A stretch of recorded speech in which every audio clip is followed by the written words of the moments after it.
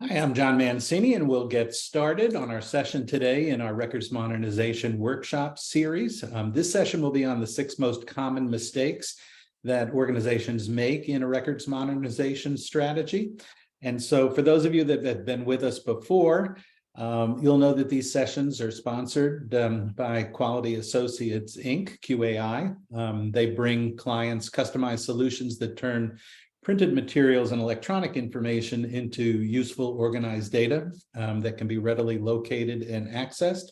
They have a broad client base, a significant client base in the federal government, and spend a lot of time talking also about M1921 and M2307 issues and some of the challenges associated with that set of directives. They also do a lot of work for those of you that are extremely confused about the new federal digitization standards for permanent records. And if you are confused, everybody is confused, so don't worry about that. Hit me up with an email. You might be interested in having a chat and just talking about some of that, because as you take those standards and then operationalize those at scale, there are challenges, and people are just starting to uncover them. And I've had a lot of conversations with people about that. And if you want to chat about that, just hit me with an email at jmancini77@gmail.com. As I said, this is the last in the first series of these sessions that we have done. We'll be starting another session in October. But the previous ones are available online. I'll send this presentation around to you. You have these links that you can go to and look for them. Feel free to share them. You'll see that there's a fair amount of work that we've done on those new federal digitization standards, and would urge you to really take a close look at that, because there's more to that than it might initially appear. I am excited to say that we'll be continuing this with a second round. My wife and I will be taking vacation in September, so we are taking September off, but we will be restarting again in October, on October 18th. And those of you that travel around, in general on record circuits, but particularly on DoD and defense-oriented side of the house, you'll recognize the name Mark Patrick, who leads the U.S. DoD Information Management Team. Mark has led a recent effort focused on migrating from 5015.2 to a new standard called 8180.01. And there's both a strategy describing that new strategy document, and then also the actual text of what has been approved. And I'll put links to those two documents in the follow-up to this meeting so that you can take a look at them. But it'll be an interesting discussion, and I really think you will enjoy it. I think as you get into this, you will notice that there are chat buttons and question buttons available to you. Please take advantage of those to ask questions. And I'd like you right now, while you're thinking about it, to go to either the chat button or the question button. And if there are particular issues you'd like us to cover in the next series of these sessions that we do, next series of workshops, just put a short note in there. Can't guarantee that we'll cover everything, but I've usually found that asking the audience what they'd like to hear about is the best way to deliver something that is somewhat related to what they'd want to hear about. So please just take a few minutes to either chat or Q&A issues that you'd like to see in the series moving forward. And so without further ado, I'll turn this over to my friend Jesse Wilkins. I've known Jesse. I'll let him self-introduce, mainly because I hate those introductions that go on and talk about like where he was baptized and where confirmation occurred and what high school he went to and all that kind of good stuff.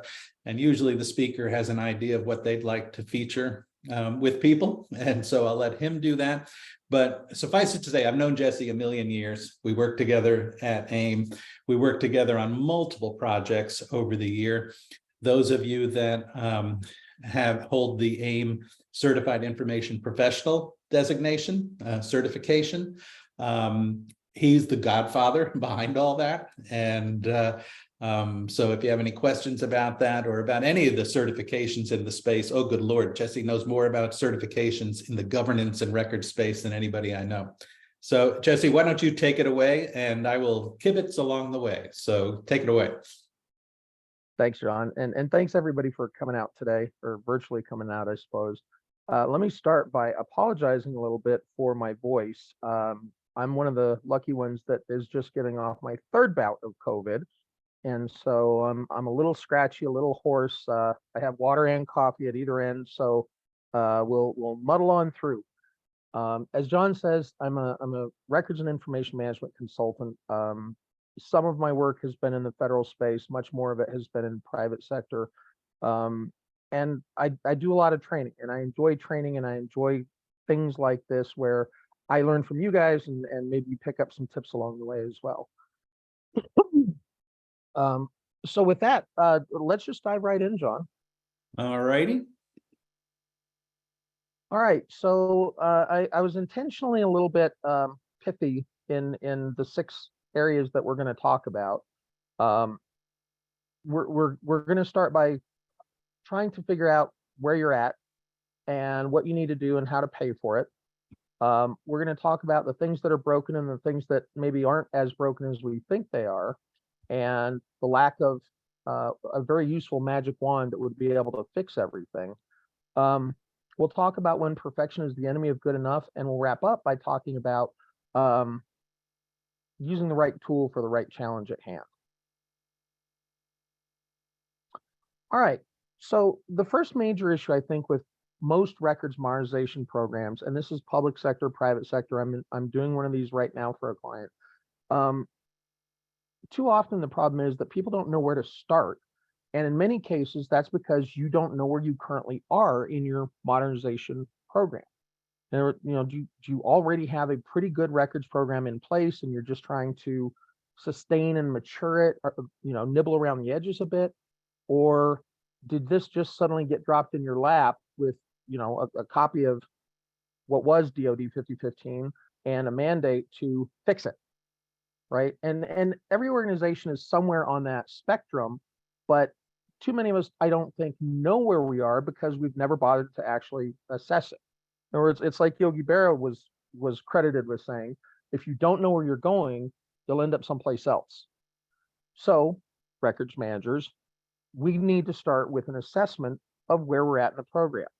Now, for those of you that are federal records managers or SORMs, you're lucky in the sense that NARA already has this, right? There's already a self-assessment. I think the fiscal year 22 report just came out not that long ago, but they have the tools. You can download them, you can self-assess, you can do it across the entire organization, or you can just pull it down and self-assess it as a team of one.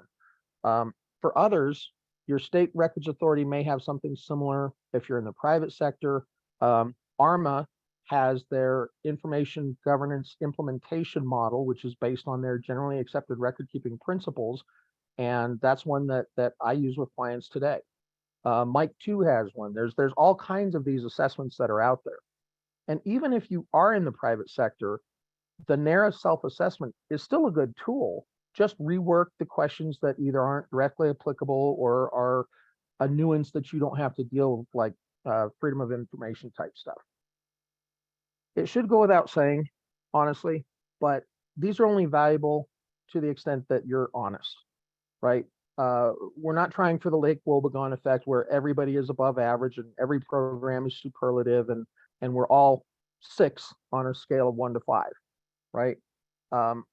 Now, if your program is that good, then good on you. You should be the one talking today, not me. But for the rest of us, the other 99% of records programs out there, whether it's because you don't want to or don't know how to or don't think you can politically or culturally, I think part of the challenge is that we can't fix that until we know what the problem is, right? Until we diagnose it. And I want to share a really quick story about a private class that I taught for a federal government entity who shall remain nameless to protect the guilty. We're doing this private class on site at their location. And we got to talk, this was an AIM electronic records management masterclass, in fact. And we got to talking about the assessment. And I think this is right about the time that NARA had introduced the self-assessments, and they were doing those. And so they said, we got to talking about it candidly during a break, and said, yeah, we just had to go through this, and I think our score was about 50%. And I said, well, that's better than some programs probably. And he said, yeah, but that's not what I reported. Are you kidding me? If I'd reported 50%, they'd have drummed me out of here on a rail. So we reported 75%. Okay, so you inflated your score by 50% to get to a mid C. Okay, and so I took that and we continued with the class. We got to talk about all the elements of an assessment and how to do the planning and the stakeholders and the business case and soup to nuts. And at the end of the class, we had broken up. Everybody had left except me and the guy who was writing the check. And he said, after everything we talked about the last 2 days, I think my score was more accurately probably a 25 to 30. Okay. So he had, in fact, more than double inflated his score, partly out of ignorance and thinking things were better than they were, and partly out of fear of political ramifications. And so it's good that he was able to be candid with me about that, but it doesn't help his program. Right. And I think that's the challenge that too many of us either don't do the assessments at all because maybe we don't think we know how to do them, or you can't point out the flaws because then you're going to have to fix them, or you're going to be held accountable for them. All right. So That's a great point. That's a great point. A great point, Jesse. I've seen this a million times with in organizations where people have good intentions. Mm-hmm. And they have very nice policies, and they but then the question of how is that operationalized in real life are two very separate things, and people confuse the desire with the reality, and they kind of are in a state of denial often about what they need to do and how much they need to do. Yeah, and we're going to come back to that a little bit later, in fact, but I think this notion that if you build it, they will come, doesn't even really work in the movies, and it sure doesn't work in a records program. All right, so let's talk about the next thing, which is budget. What budget? I think that the next issue that a lot of organizations run into is this budget or lack thereof. There's no budget for the things that you need to do. Even assuming you've done the assessment, you've got a roadmap. Okay, great. We've got this list of things we got to do. We have no money. I think in most cases, the issue is not that there's no money. It's rather that money is being prioritized in other ways and for other programs and initiatives because we as records people haven't made an effective business case for it. I think part of the reason for that is that we records managers tend to think about records in terms of compliance, right? We have to comply with legal requirements. We have to comply with regulations. We have to comply with in the federal space, the Freedom of Information Act, right? And we do, of course, we have to comply with those. We have to follow the law, but that's not a story that gets your CEO or your agency head or the people that have to support and champion this. That's not getting them excited. I think what gets them excited, and the story that we've been trying to shift to for a number of years, is how do we support successful business outcomes? I like to say, and this applies equally whether you're public or private sector, the business is in the business of the business. Whatever your mission is, whatever your charter is, that's what you're in business to do. Now, if you're Mark Hatrick leading the DoD information management team, his business is managing information. If you're a records manager or records officer, your business is managing information. But that's not what your agency does. That's not what your company does. That's not what most of the people are focused on. They're focused on building stuff or selling stuff or buying stuff or counting stuff or whatever it is that they do, right?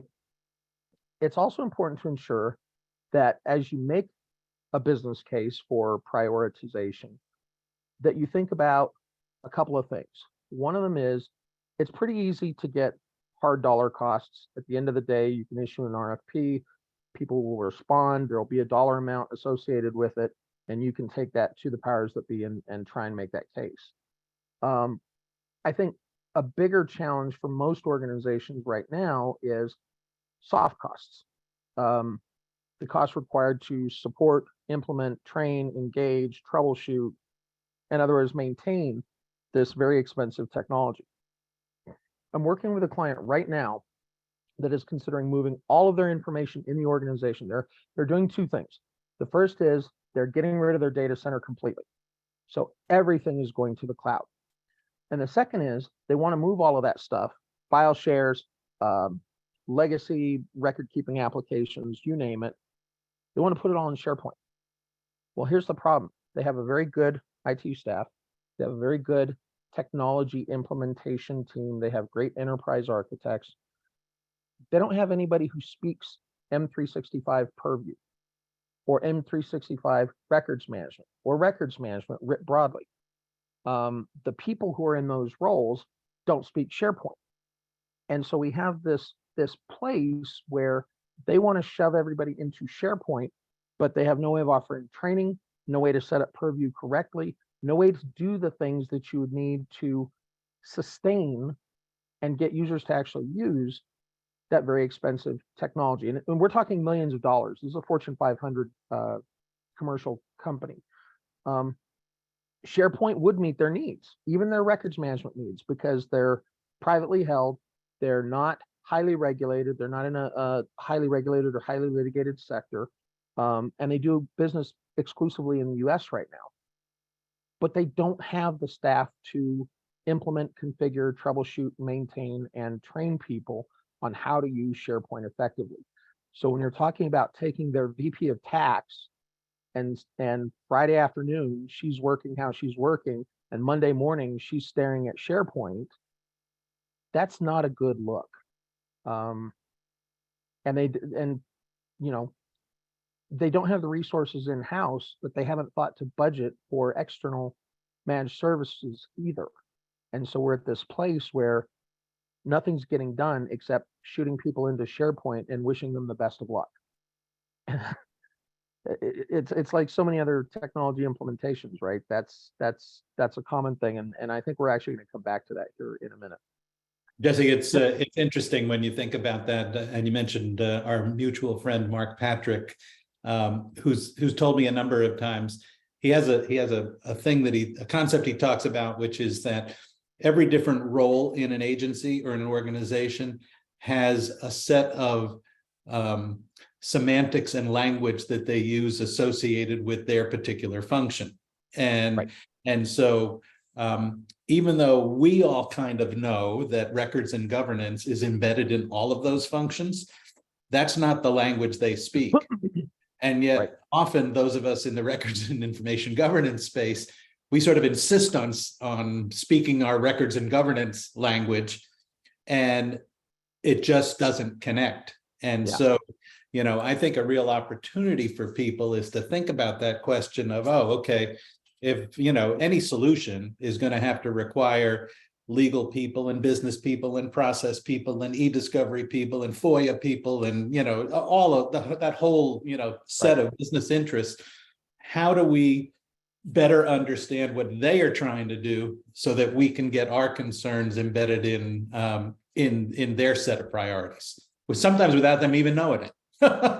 Yeah, and our mutual friend Steve Weissman said recently, kind of along those same lines, he was talking about stuff, right? And you call it records, and you call it content, you call it unstructured data, and you call it just data, and everybody's got their own terms. Nobody cares. They really don't. We care because we kind of need to, but the business people are going to call it what they call it, and so he and I'm following his lead, kind of default to calling it stuff. Whatever your stuff is, will help you handle your stuff. One more quick point about the budget, though. This idea of, to some extent, because of prioritization being penny wise and pound foolish, the same client has pockets of people who have some process automation in place by a very loose definition of the term. To wit, they have systems that are throwing out comma delimited files, and other systems are onto a file share. And other systems are picking those files up and doing things with them. It's not workflow by any stretch, but it gets the job done. So because of that, they're having trouble moving some of these processes to SharePoint and to the cloud because they're old, baling wire and chewing gum sorts of solutions. And so the suggestion was, and any records managers listening, cover your ears for the next 30 seconds. The solution was move the file share to Azure. It's a horrific approach. Every certified molecule in my body screams against it, except it works. And it minimizes the disruption to the business. So bully on them, we're going to do it. We're going to put governance around it and it'll work. Well, IT pushed back and said it'll cost too much. The cost in question was for 10 terabytes of Azure blob storage, which was $110 a year. Again, this is a Fortune 500 company. They have spent millions of dollars in the last year on M365 E5 licenses. And their IT was balking at $110 because, after all, SharePoint's free because they've already paid for it. And it's like, just taking one of those processes is and thinking about how to fix it, much less doing the actual fixing, is going to cost more than $110. Put the stuff in the cloud. Good Lord. So speaking of if it ain't broke, clearly that process is quite broken for them. This one I think is a little bit more subtle. I think a lot of records managers, we've done the training, we've done the work, we've done the reading of DoD standards and ISO standards and those sort of things, and we've learned the right way to do things. And to the point where some of us have said things like, if it ain't broke, don't fix it. Well, today in 2023, that often ends up sounding like, well, let's not change this because that's the way we've always done it, and I'm really comfortable doing it this way, and it ain't broke. And to my ears, what that often ends up sounding like is, if I can just push this issue out until I retire, it's somebody else's problem. Those of you in the military, I don't know how endemic this is to federal, but in the military, we had a term called retired on active duty. And that was the point at which you knew you were going to do your 20, but you weren't really the same hard charged go-getter that you were in your 20s.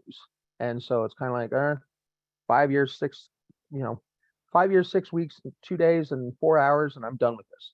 5 years, 5 weeks, 14 hours, I'm done with this. And you start the countdown well in advance of when you should. So I have an example of this, and I hope this isn't too controversial, and I hope, John, that you don't get hate mail after I say this. Capstone. I don't think there's much nuance about Capstone. People either love it or hate it. I tend to be on the side of loving it. And so let me kind of back my way into that. For those of you who are familiar with it, it's not specific to federal government. I first heard about it actually from a Fortune 200 energy company in the early 2000s. They didn't call it Capstone, of course, but it was the same idea. And so for those of you not familiar with it, the idea is that email is such high volume and so granular and so other stuff that has problems for us to manage information-wise, that the old days of, we're going to identify all of our email records as records, and we're going to put them into the appropriate repository and declare them as records and put retention on them, that doesn't scale. You can do that with paper documents. You can do that with digital documents. You can't do that at scale with email. And I can guarantee you flat out, your agency head ain't doing it. Your CEO ain't doing it. Your general counsel ain't doing it. Right. And their executive admins aren't doing it either, in part because they just can't keep up with it. So where we end up at, and if we were in person, I'd ask for a show of hands. So I'll let you kind of think through this virtually. How many of the people on the call today, be honest, remember, we're not doing Lake Wobegon here. How many of you are at inbox 0 with every email filed away perfectly the way it should be? And we know better. Now, ask that same question about your agency head, your CEO, your general counsel, their secretaries and executive admins, right? And so NARA kind of took this idea that the people who are making decisions and setting strategy and approving things are generally creating records. And the people who are not doing those things are probably not creating records. And so let's take all of the people who are in those positions of authority and capture everything they send and receive. Personal emails, pick up the kid on the way home from school, the torrid affair you're having through email, all of it. There's a longer story that I'll save for another presentation sometime about that last one. But you take their stuff, you retain it for a period of time. If they're agency heads, maybe that's permanent. If they're general counsel, maybe it's permanent or for a long period of time. For lower level employees that still meet the requirements for Capstone, it might be 3 years, it might be 7. Everybody else, we kind of don't care about their email. Maybe you set an automated retention that says an email disappears after 1 year. Is that records management? No, it is not. I'd barely call it retention management. It's certainly not the records management that I was trained on to become a certified records manager, and that most of us who are records managers were trained on doing. But here's the question you have to ask yourself. What's the alternative?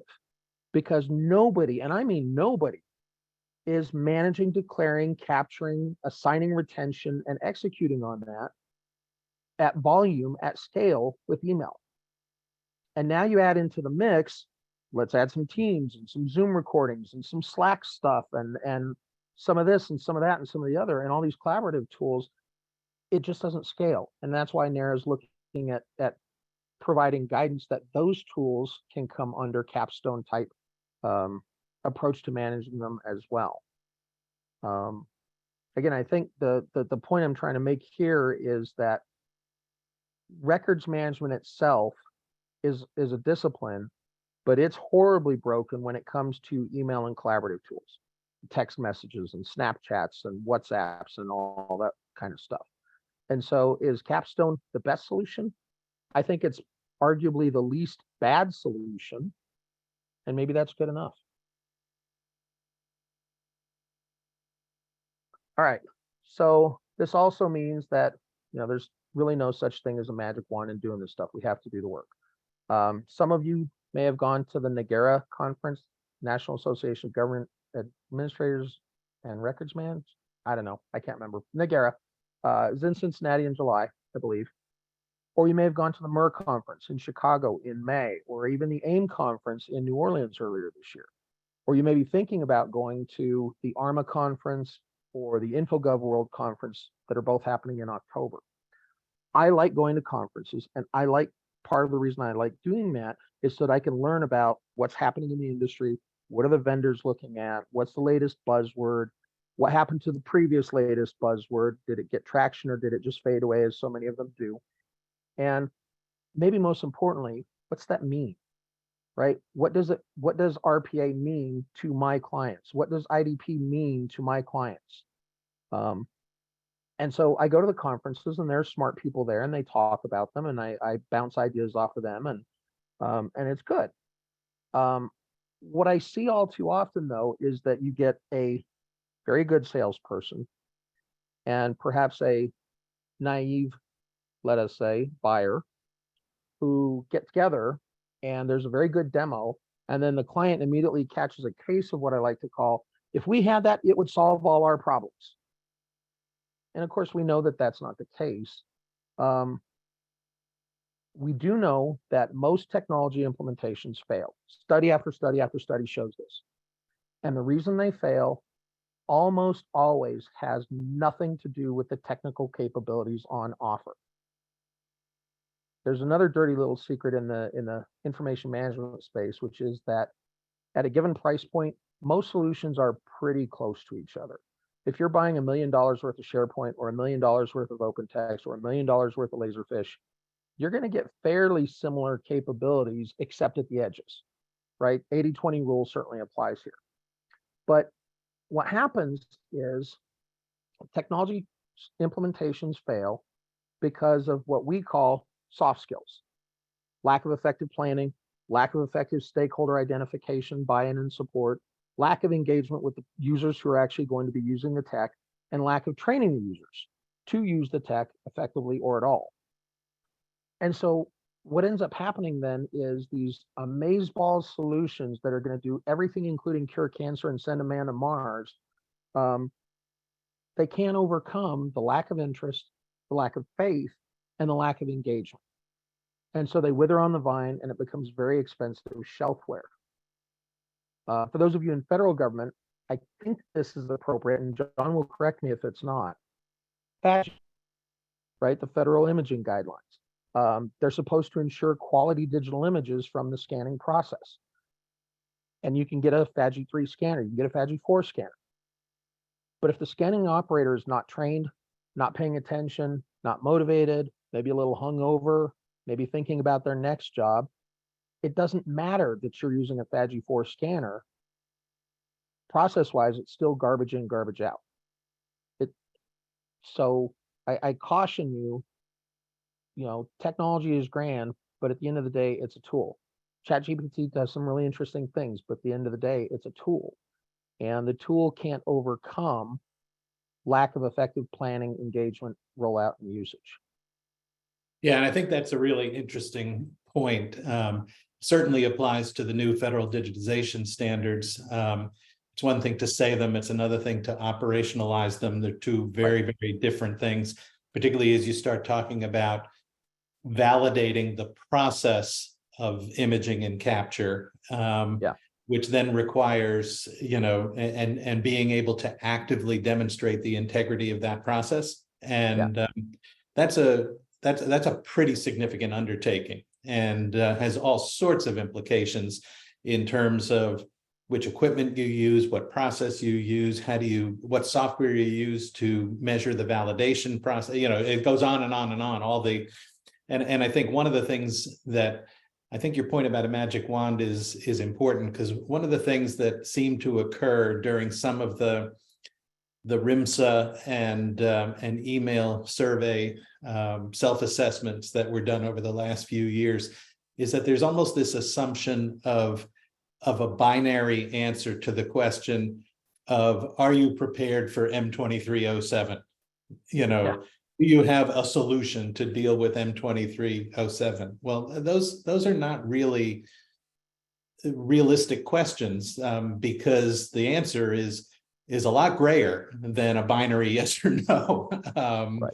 You can be closer or further, but it's probably not yes or no to whether you're prepared for those initiatives. Well, and as you said, it's also about the operationalization of it, right? It's great to have a binder full of process maps and procedures and whatnot, but if you're not following them and can't demonstrate that you're following them, it doesn't matter. All right. I think many of us in records management, we want to do the right thing, right? We want to be valuable, we want to do the right thing, and generally for the right reason, not just because of legal and regulatory threats. We understand that things get broken and we want to fix them. But I think that we also maybe suffer from a little bit of perfectionism or perfectionitis, maybe, in that, which manifests in ways that cause us to not be as successful as we could be. Part of that is that we try and fix everything all at once as quickly as possible. And when that is clearly impossible to do, sometimes we shut down and say, well, if it's not going to be perfect, then I don't want to play at all. I'm going to take my ball and go home. And so I think the old saw about crawl before you fly is something that more of us need to take to heart. You can't do everything all at once. There's a limited amount of budget. Even if you had that magic wand and waved it, there's a limited amount of people and bandwidth and attention that they're going to pay to this, because after all, they're in the business of the business. And so I think what we need to do in looking through the assessment that we talked about earlier, we use that to build a roadmap and prioritize the things that are most urgent, the things that are the quickest wins or the lowest of the low-hanging fruit.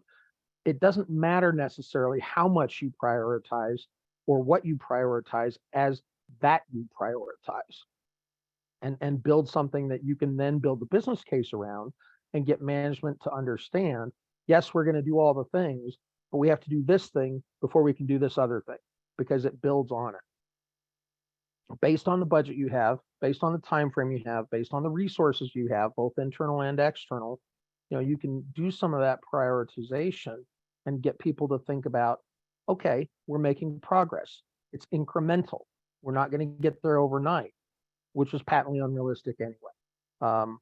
The other thing about this is that by making and demonstrating progress, you get buy-in, you get management support, and frankly, it's more likely to stick rather than just, again, Monday, everybody's in SharePoint, and without preparing the space for that, people don't know what they're doing. And even the perfect SharePoint implementation delivered seamlessly across the entire enterprise, you're not going to get the uptake needed for it to stick around. Yeah, I think this has been one of my big points over the years when I think about frustrations that I've had with, perhaps have a records perspective on the world. In a paper-based world, you might have been possible to aim towards something that was pretty near perfection. Right. And when the velocity of the business of an agency was much slower and, much easier and all that kind of stuff. And it also was something that you could go back and do retrospectively. You could say, okay, well, we're going to stick these boxes over in a corner and we're going to get to that someday and, all that stuff. But at the velocity of both how business is constructed and also the amount of information that's being created in the context of that velocity, if you have a perfect mindset, it's I think a recipe for disaster moving forward. Yeah. I think you have to almost think about this as I've got this boat with all these holes in it. Which ones are my most opportune ones to fix first, and understand that fixing those holes is going to make things better and represents progress, but isn't the totality, and it isn't perfection.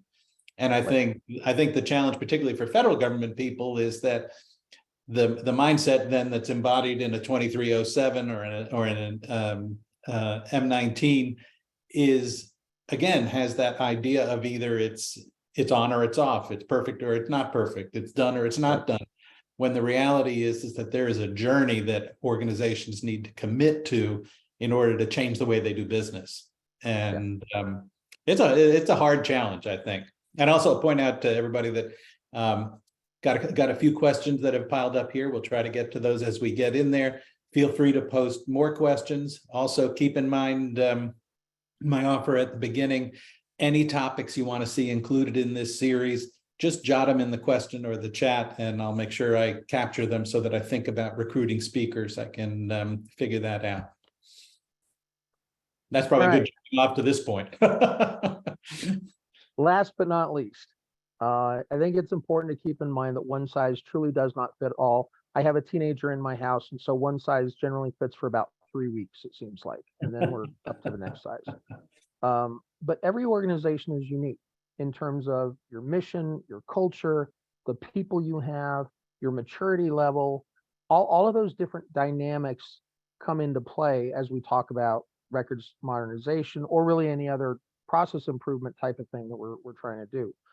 Some organizations have world-class records programs, and again, you should be the ones that John recruits to talk about your successes and how you were able to do them. Others are still fighting the paper records wars, and you still got boxes of stuff all over the organization, and offsite storage, and God forbid in people's garages and such. And you're so busy fighting the alligators that you don't have time to drain the paper swamp and start looking at modernization and digitization. I think what that means is that different problems are different. There's a world of difference between figuring, and John just said this, between trying to deal with your paper records, which are generally lower velocity. They only come in one format for most of us. They're pretty easy to file. They're pretty easy to understand what they are. You don't have to do a software upgrade, or unless you're getting old like me, eyeballs 2.0. But there's a difference between dealing with that and dealing with Teams and email and Zoom recordings and Slack sessions and PDFs that have dynamic content inside them, and dealing with those over the time periods that we have to deal with, including in some cases, permanent or life of the republic or indefinite, whatever your preferred term is.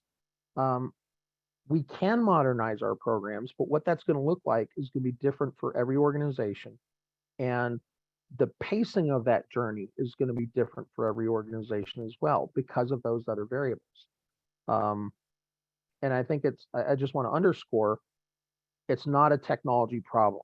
This is very much a process and strategy and planning and uptake problem, much more so than technology. You can have a world-class records program using file shares.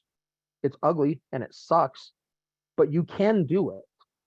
But the best technology in the world isn't going to overcome your organization's lack of interest, lack of funding, and lack of support.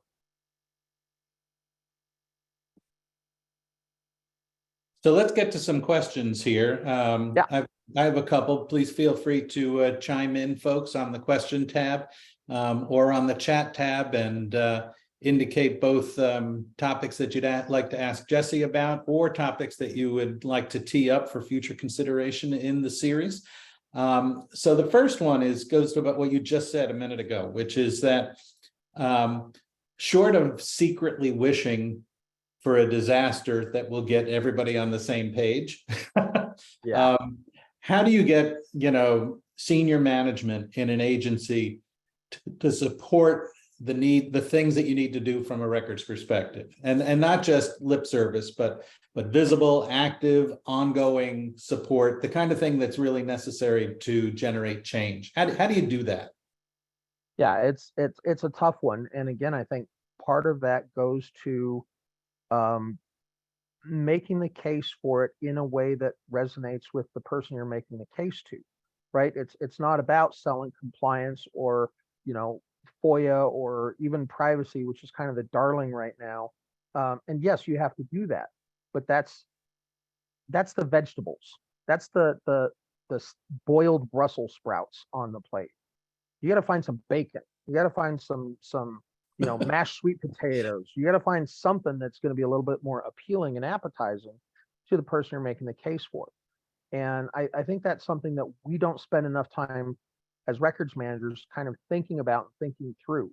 So if I were the records manager, hypothetically, because I was in the Marines, let's say the Marine Corps Recruiting Command, what do they care about? They care about getting recruits into boot camp and getting them through boot camp and having successful Marines come out the other end.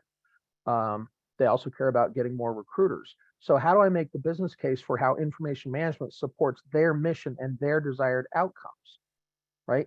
Well, better record keeping means that we can spot trends in recruits that wash out in boot camp.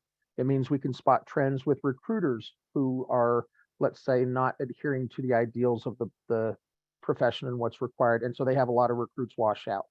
Are there other systemic things that we can identify from having a better handle on what we're doing, how we're doing it, how long it takes to do it? I'm not going to make the case to them, well, you need to keep the records in case the kid washes out and decides to sue. That's not even going to cross their mind. I do think, though, never let a good crisis go to waste. And I certainly wouldn't say engineer a crisis, but I think every organization can benefit from the same types of security, same types of testing of our processes that the cybersecurity people do. You have red team, blue team, cyber testing going on, and that makes the organization better. Similarly, I think if your agency has to do a FOIA request regularly, especially from somebody who's a little bit more confrontational and it's a little bit more cumbersome, I think that only makes your processes better.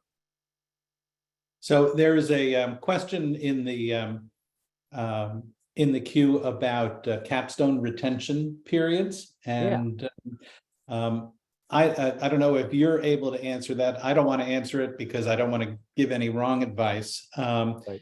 But I would also urge, I think attendees, there are probably capstone people on this call that can type in the answer to that question and add it to the chat. And if there are so, that would be incredibly useful. Do you want to answer that, Jess, or you want to leave it to the wisdom of the crowds? Yes. I'll take a stab at it, keeping in mind that I am not an attorney and don't play one on the internet. But I would think that my understanding of capstone, not having been a Fed for decades, is that the top level is permanent or indefinite. For the folks who had hit that 3-year or 7-year tier, I would say first, if there's something that needs to be kept longer than that, I would reevaluate whether they should be at that lower tier or not. And then secondarily, you still have the ability, I would think, to declare an individual message and its attachments as a record and file it away the same way you would any other one. I think it's just that because of the volumes we're talking about, it's not really feasible to do that for an agency at scale. And so that's why they're implementing capstone. But if somebody else on the call knows better or otherwise, yeah, absolutely type it in the chat. So there's a both a comment and a question here, which I think is interesting. I've thought about this one. I've thought about this one as well, which is that I increasingly see M365 raising issues that that kind of start to push records management and knowledge managers, information managers, kind of a little. They kind of bump up against each other more frequently. Do you see those functions kind of? How do you see those functions connecting over time? Maybe is my how to answer that question.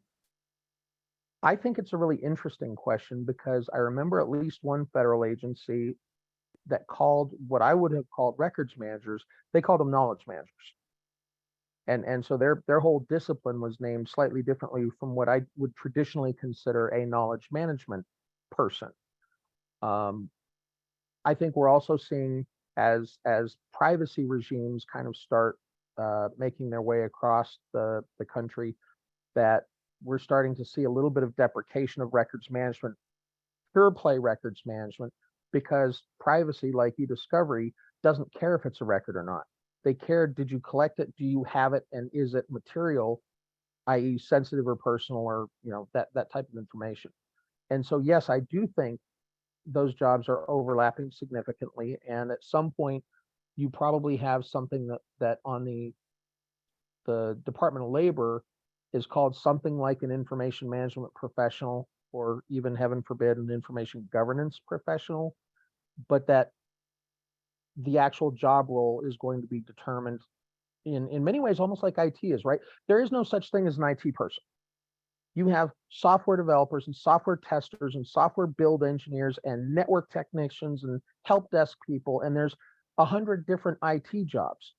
We call them all IT, but a software developer is not going to be able to have a meaningful conversation with a network architect on the topic, germane to either of them. And so, unlike that, I think that a person who is in a role called records manager, who learns more about information management and knowledge management and process improvement and scanning and change management and privacy and all these other things, I think you make yourself more valuable to the organization over time. But I still think at some point you're probably going to have a group of people, 5 or 10 people, or however many you have in your organization, and they're all going to be called some variation of information management professional, but this one's day-to-day focus will be on metadata and classification, and this one's focus will be on privacy and freedom of information requests, and this one's will be on something else. So there's a question and a comment with regards to disposition, and the question is specifically in the email context, but maybe you could answer this a little bit more broadly about manual disposition versus automated disposition, and just in general on this question of the age-old question of getting rid of stuff. It's a risk question, right? What is your organization's tolerance for risk, and what's the likely outcome of screwing something up? Most of my work these days is with private sector, but even in the public sector, I think it's a similar sort of calculus. If you're inadvertently losing the emails from a junior knowledge manager in your organization who's probably not making decisions, not setting strategy, not approving transactions or contracts, that's probably a different question from if you're losing emails from the politically appointed agency head, right? Hence capstone. And I know it's not just email, but I think it has to be a risk calculation that says automation is really, really good, except when it screws up, and then it screws up really, really efficiently. So maybe it's a belt and suspenders kind of thing where we have automated disposition, but the disposition is a soft disposition. And you've got 30 days or 60 days to identify, oh crap, we shouldn't have done that, and reverse the streams. That's actually what we're doing at the client right now as they do this file share migration. Everything that's getting migrated to SharePoint is being deleted, but that deletion is a soft delete for 180 days to give somebody the opportunity to scream about their stuff having been moved or disappeared without their knowledge. And then at 181 days, their risk calculus is if they didn't scream about it for the last 6 months.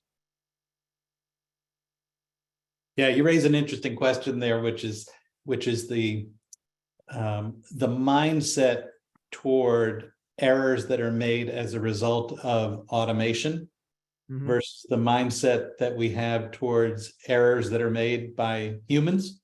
So, for example, an automated car has an accident and it's front page news. The thousands and thousands of car crashes that occur driven by humans every day, not so much front page news. You know, you can take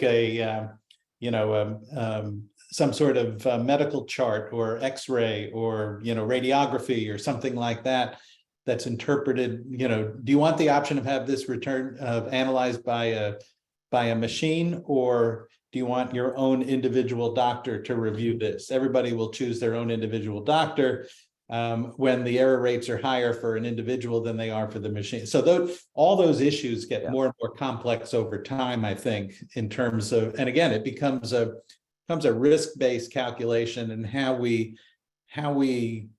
think about machine risk versus how we think about human risk. And and whether that person doing the disposition, like you said earlier, was up too late, had a hangover, had a bad day, just, all those questions that a human gets into. Yeah, you have issues associated with machines making those decisions, but they're different issues to deal with.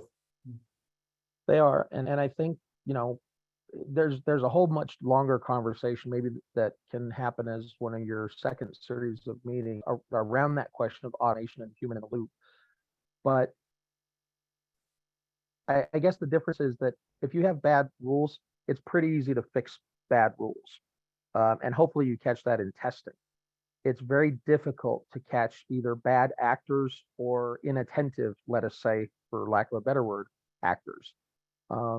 So I'm more or less on the side of automation, but still having a human looking at it periodically and auditing and making sure that what we thought we designed is actually what's happening. So we have just a couple seconds left, and this is how you get a hold of Jesse. So please don't hesitate to do so. He also is a prolific social media person. So if you haven't followed him on either Twitter or LinkedIn, make sure you do so, because I use Jesse as kind of a way of keeping tabs on the pulse of what's going on in this community, and he's really good at reflecting that. So I want you to think about one final takeaway, Jesse, before I'll come back to you in a minute, give you a second to think about that. But again, the QAI doesn't really influence the topics that we talk about here. And I appreciate that freedom that they give me to basically give me the latitude to go talk to interesting folks during the course of these workshops. If you have something that you want to see covered during the next series of these workshops, please do put it in the Q&A right now, put it in the chat right now, and we'll pick it up along the way. I'll give you my takeaway along this. And I was thinking about the different mistakes that you outlined there, Jesse. And for my takeaway, one thing I'd like to have people really think about is this one size doesn't fit all. And good records management in a 100-person agency is a different question than what is good records management in a 50,000-person agency. and the strategies and the approaches and the how you view that challenge is not a binary thing. And it's also just probably not a question of getting one magic box and sticking it on the network, and all of a sudden, voila, you have records management. And I think there's an assumption there of simplicity that just doesn't map to the real world. And so one size doesn't fit all. So I'll let you have the last word and something that you want to make sure that people remember along the way. Yeah, I think the one thing that I would like people to remember is that, God, it just left my pretty little head. The business is in the business of the business. If what you're doing supports how the organization works, or you can automate it so that they don't know what's happening, then stuff's going to get done. If you're making people change the way they work to satisfy your foolish record keeping requirements, and that's how they'll think of them, they're not going to do it. So thank you very much, Jesse. Really appreciate the time. Thank you, audience. We really appreciate it in the middle of the summer, you all being on this call.